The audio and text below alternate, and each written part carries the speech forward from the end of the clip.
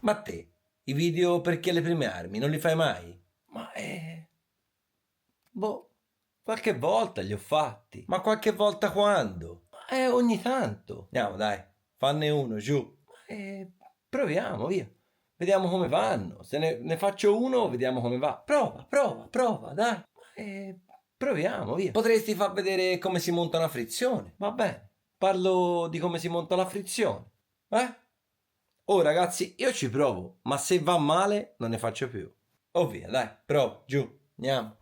L'apparato frizione nelle nostre auto monotto buggy è composto da diversi componenti. Il volano, i ceppi della frizione, chiamate anche massette, masse o pattini, le molle, il dado, che non serve soltanto a tenere fermo il volano, ma in tantissimi casi serve anche come guida per le molle, per tenere in sede le molle della frizione, e la campana con i relativi cuscinetti. Non mi soffermerò troppo su questi parametri che chiaramente sono oggetto di regolazione di pista in pista, di motore in motore, perché chiaramente si possono cambiare la durezza dei ceppi, il materiale con cui sono composti i ceppi e ovviamente anche la durezza delle molle. Esistono infatti molle di varie durezze e talune frizioni sono anche regolabili attraverso la tensione della stessa molla. Esistono frizioni totalmente scomposte che vanno assemblate sul modello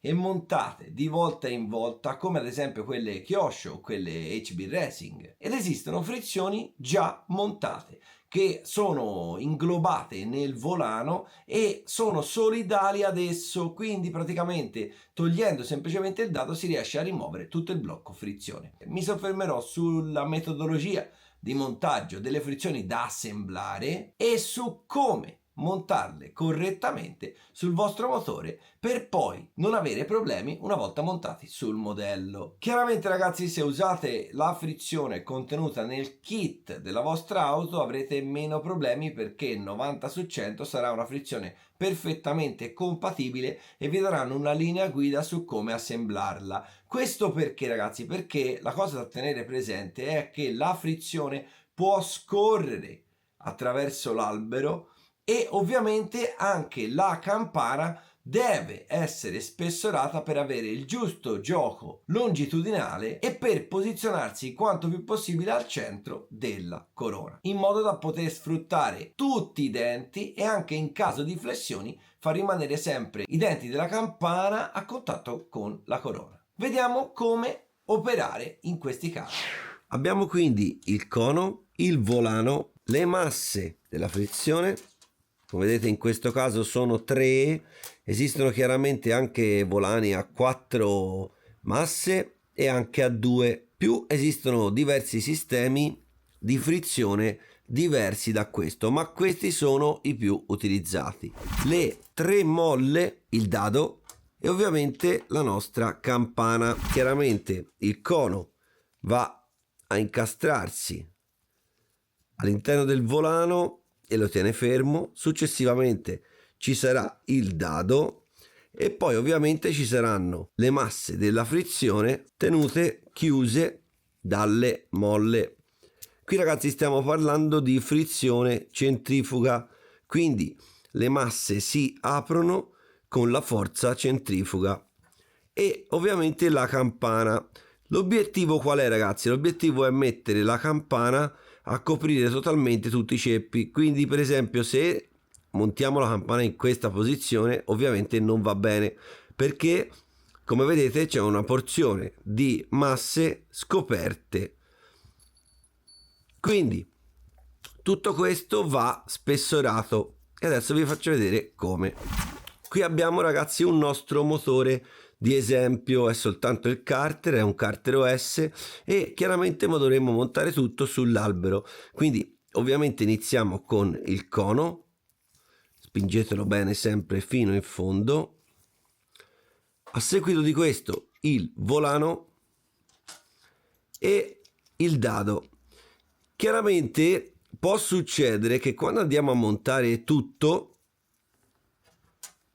quindi i ceppi, le molle eccetera, e montiamo la campana e la spessoriamo, poi vi farò vedere come. Una volta montate sulla macchina ci accorgiamo che praticamente la campana non è precisamente al centro della corona. Il nostro obiettivo è quello di far cascare la campana esattamente al centro della corona. Se la campana è in questa posizione o troppo avanti, chiaramente avremo dei grossi problemi sia di usura che chiaramente anche di possibile rottura della campana o della corona. Quindi io adesso conosco la macchina, conosco il motore, so già che così non va bene, e quindi come ovviamo a questa cosa? Dobbiamo mettere delle apposite rondelle di spessore dietro al cono. Vi faccio vedere, eccole qua, queste sono le rondelle da posizionare dietro al cono. Ovviamente ragazzi esistono di vari spessori e chiaramente l'ideale sarebbe che fossero esattamente della dimensione del rullo interno del cuscinetto. Perché questo? Perché ovviamente dovremmo preservare la scorrevolezza. Come vedete, questa è la parte interna del cuscinetto e mettendoci la rondella qui non eccede e non va a toccare la parte in gomma o comunque la parte dello schermo. A questo punto ragazzi possiamo tornare a mettere il nostro cono e possiamo tornare a mettere il nostro volano. A seguito di questo dovremo mettere il dado. Molti ci mettono una punta di frenafiletti, io no, perché secondo me non ha senso, in quanto il frenafiletti con il calore perde la sua efficacia e questo è un componente che comunque raggiunge temperature molto elevate. Quindi mettiamo il volano. Per arrivare qua con la chiave per stringerlo ci sono diverse chiavi apposite, io ne uso una normalissima della Beta. Qua dobbiamo stringere veramente forte, quindi dovremmo tenere fermo il volano. In che modo? O con una pappagallo, la pinza a pappagallo, oppure con l'estrattore.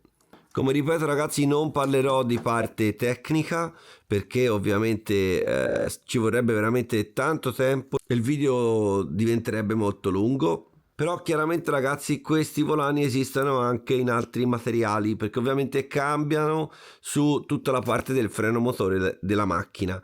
Quindi ripeto, ci sono tantissime regolazioni sulla frizione ed è un parametro importantissimo che dovete sempre ottimizzare. Questo va stretto più forte che potete. A seguito di questo ragazzi dovremmo montare i ceppi e successivamente le molle. Come funziona ragazzi? In questo caso necessitate di un attrezzino, perché si può fare anche con il cacciavite in questo modo, tirando la molla e facendola entrare nella gola, ma vi garantisco che con pochissima spesa vi toglierete un grande problema, perché non è semplice andare a posizionare le molle nella gola senza l'attrezzino. HB Racing ne produce uno veramente molto economico, io invece ne ho un altro tipo ma è praticamente identico. Questo è il mio, vedete, sostanzialmente il principio non cambia, c'è un dentino che praticamente vi consente di andare a aprire la molla in questo modo.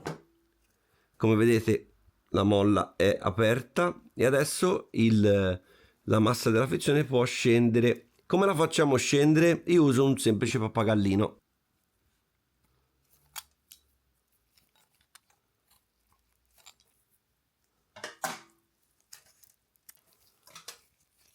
Ecco, entrata la molla all'interno della gola. Procediamo con il secondo, stesso principio.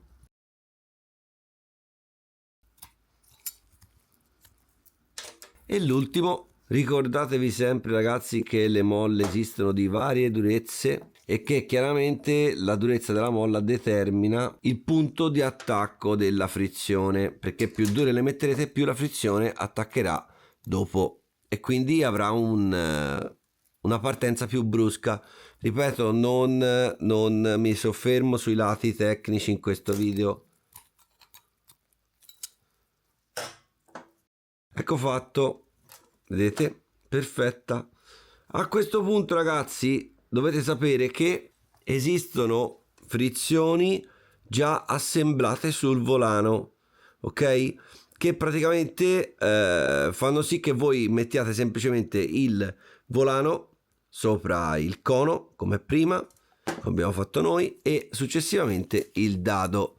Sono un po' più semplici da usare, però secondo me al momento che comunque dovrete cambiare molla o cambiare una durezza ad un ceppo sarà più complicato, perché chiaramente sono frizioni più compatte e quindi più difficili da manutenzione e da aprire. Poi ripeto, esistono 1000 tipi e chiaramente io ho sempre usato questo tipo di frizioni, e una volta acquistato l'attrezzino e la giusta manualità farete veramente velocissimi.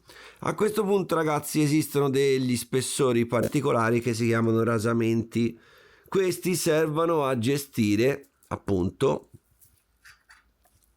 la posizione della campana. Ovviamente ci vogliono i cuscinetti.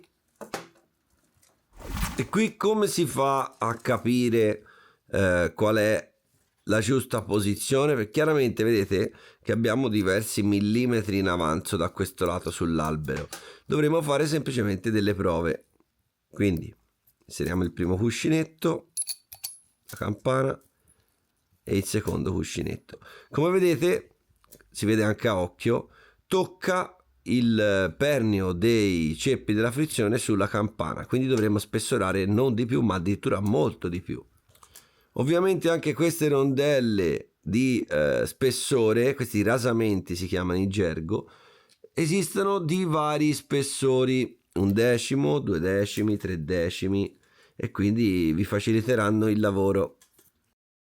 Ecco, adesso sembra perfetto.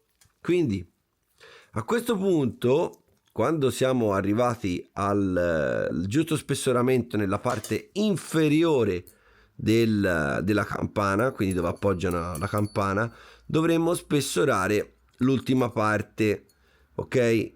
Come funziona, ragazzi? Non va impaccato tutto, anzi bisogna lasciarci un po' di gioco. Perché questo? Perché chiaramente con le dilatazioni e quant'altro altrimenti potremmo incorrere in problematiche. Io vedete ho messo una rondella quasi precisa.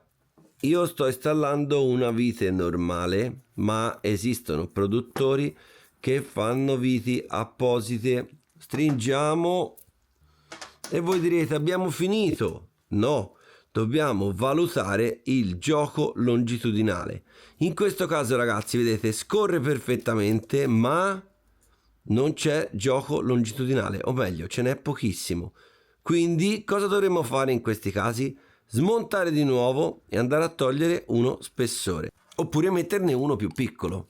Ragazzi, come sempre vi ricordo che se espandete la descrizione sotto al video troverete i link a tantissimi dei prodotti di cui sto parlando e che state vedendo in questo tutorial. Ecco qua.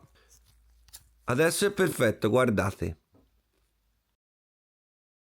Questo è il giusto gioco che ci deve essere. A questo punto dobbiamo fare la riprova posizionandolo sul modello. Per smontare invece le masse dal volano, quindi per togliere le molle, si esegue il processo contrario. Quindi, sempre col solito attrezzino, entrate dentro, allargate la molla e successivamente, con un piccolo cacciavite,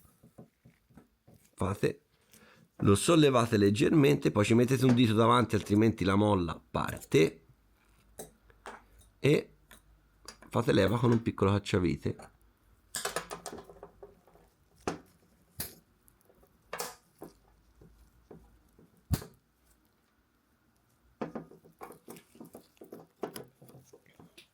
Vedete? La molla si solleva.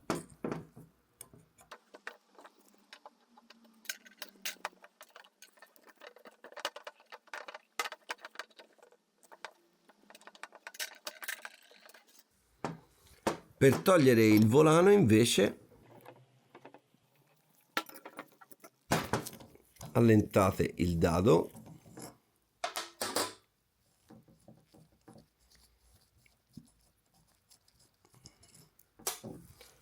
e successivamente con l'estrattore